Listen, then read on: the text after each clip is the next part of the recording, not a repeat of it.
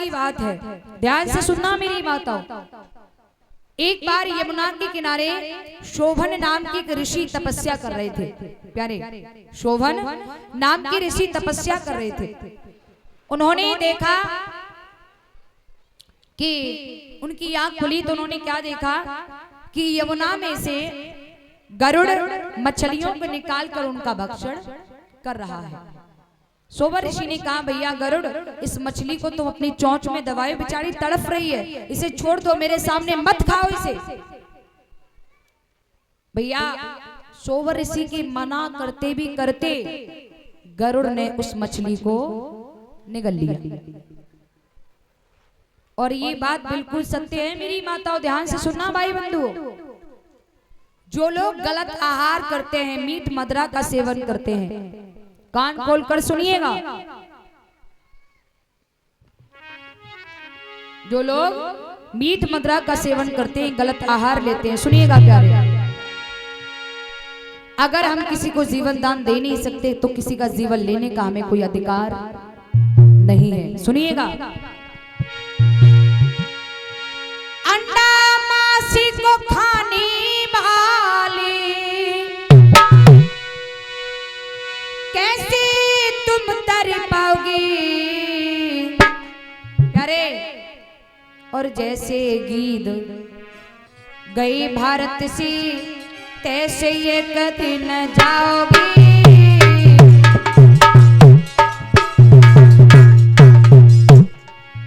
तैसे एक दिन जाओगी।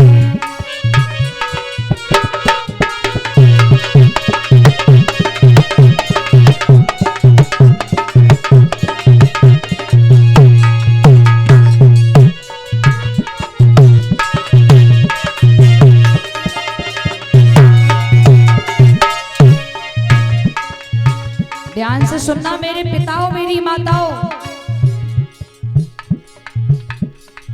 अंडा मांस को खाने वाले कैसे तुम तर पाओगे, और जैसे गीत गए भारत से तैसे एक दिन। आज से लमसम 15-16 साल पहले हमारे भारत में गीत बहुत थे या नहीं? रिस्पॉन्स दीजिए, रिस्पॉन्स दीजिएगा, थे या नहीं? थे, अब हैं, अभी हैं नहीं, कहां गए? क्योंकि आज के मनुष्य ने उस गीत का भोजन छीन लिया। आज के मनुष्य ने उस गीत का भोजन छीन लिया। प्यारेओ, आज के मनुष्य से अच्छा एक जानवर है। आज के मनुष्य से ये बात जो मैं कह रही हूं ना, ये कड़वी सच है, ये कड़वा सच है प्यारे। और मुझे अच्छे से पता है कि बात हजम नहीं होगी लोगों को, लेकिन ध्यान से सुनना, बात सत्य है भैया। आज के मनुष्य से अच्छा एक जानवर है। एक बकरा के सामने एक पात्र में घास रखना, एक पात्र में मांस रखना। बकरा इतना समझदार है कि मांस सूंघेगा भी नहीं, वो घास को खा लेगा। और आज के मंद बुद्धि के इंसान के सामने एक पात्र में मांस रखना, एक पात्र में रबड़ी रखना, मंद बुद्धि का इंसान रबड़ी छोड़ देगा लेकिन मांस को उठा लेगा, इससे पहले खा लेगा। सुनिए, तुम ये सोचो कि बकरा है, मुर्गा है और मछली है, इन्हें हम नहीं खाएंगे, इनकी जनसंख्या नहीं बढ़ जाएगी। भैया एक बात बताऊं, अगर हम किसी को जीवन दान दे नहीं सकते तो किसी का जीवन लेने का हमें कोई अधिकार नहीं है। अपनी जरा सी उंगली काट करके देखना, जरा ब्लेड लग जाए तो हम लोग डॉक्टर के पास भागते हैं पट्टी कराने के लिए कि हाथ कट गया, उंगली कट गई। और तुम तो बेजुबान को जीवित ही उसे काट करके खा जाती हो। क्या क्या गलती है उसकी? सिर्फ बोल ही तो नहीं पाता है, क्या प्राण नहीं है उसके अंदर? सुनिए प्यारे, प्रारब्ध यानी भुगतना पड़ेगा व्यक्ति को। अगर तुमने किसी बेजुबान को काट कर खाया है तो बदला तुम्हें भी देना पड़ेगा। लिख सुनिएगा, ये कोरोना क्या था? कोरोना आया था, ये क्या था? ये कोरोना ही प्रकृति की मार और बेजुबा की पुकार थी। प्यारे, ये कोरोना ही प्रकृति की मार और बेजुबा की पुकार थी। ये कोरोना कहां से चला? चीन से। कहां से चला? चीन से। क्यों? क्योंकि चीन वासियों का आहार ही मांसाहारी है। सुनिएगा प्यारे, मांसाहारी चीन ने देखो फैलाई महामारी, जिसके कारण कोरोना की फैल गई थी बीमारी।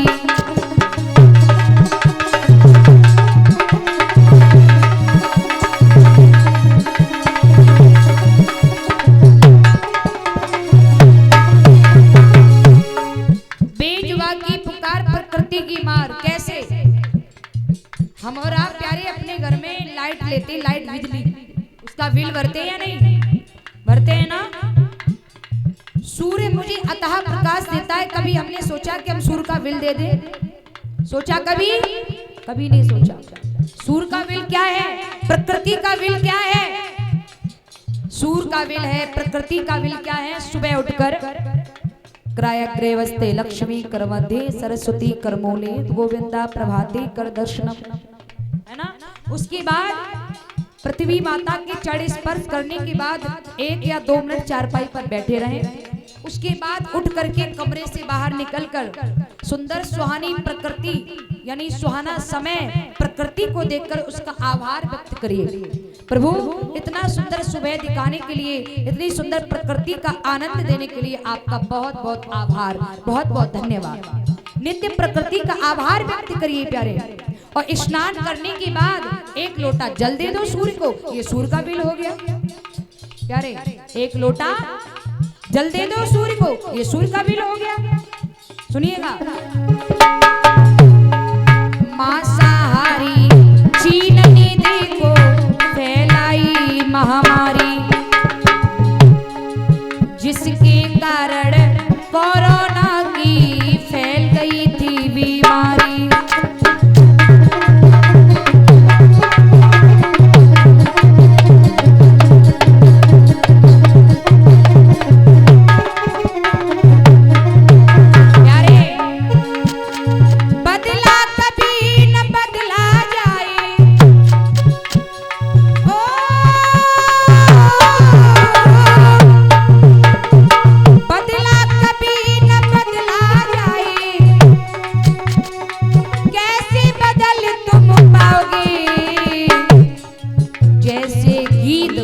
गई भारत से तैसे एक दिन जाओगी, तैसे एक दिन जाओगी।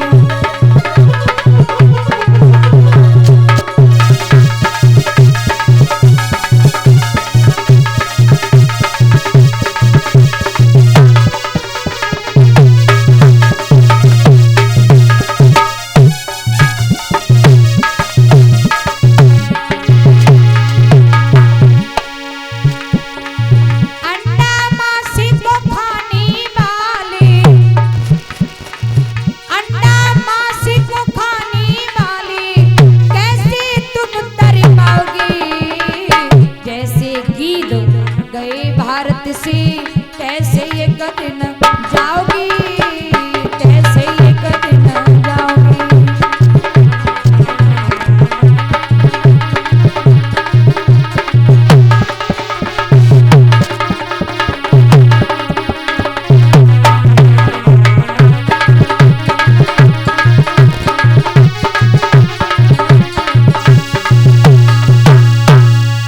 इसलिए प्रार्थना है आप सभी से, निवेदन है। पहले तो मैं आशा करती हूँ कि यहाँ पर कोई भी गलत आहार करने वाले नहीं होंगे। अगर हो तो निवेदन है, प्रार्थना है आप सभी से कि उसका परित्याग करने की कोशिश नहीं, उसका परित्याग करें। हाथ जोड़कर निवेदन है सभी से, क्योंकि अगर हम किसी को जीवन दान दे नहीं सकते तो किसी का जीवन लेने का हमें कोई अधिकार नहीं है। मेरी माँ, अगर तुमने किसी बेजुबा को काट कर खाया है ना, तो बदला तुम्हें भी देना पड़ेगा। अपने मुंह से खुलकर नहीं कहना चाहती हूँ मैं, क्योंकि बात बड़ी कड़वी है, हजम बड़ी मुश्किल से हो रही होगी लोगों को, जबकि मैं खुल के नहीं बोल रही हूँ तब, लेकिन समझदार के इशारा काफी है। निवेदन है कि इसका परित्याग करें। अगर कोई है ऐसा हार करने वाले तो बोलिए गोविंद भगवान की। भैया श्री सुखदेव जी कहते हैं राजन प्रेक्षक, इधर भगवान कन्हैया ने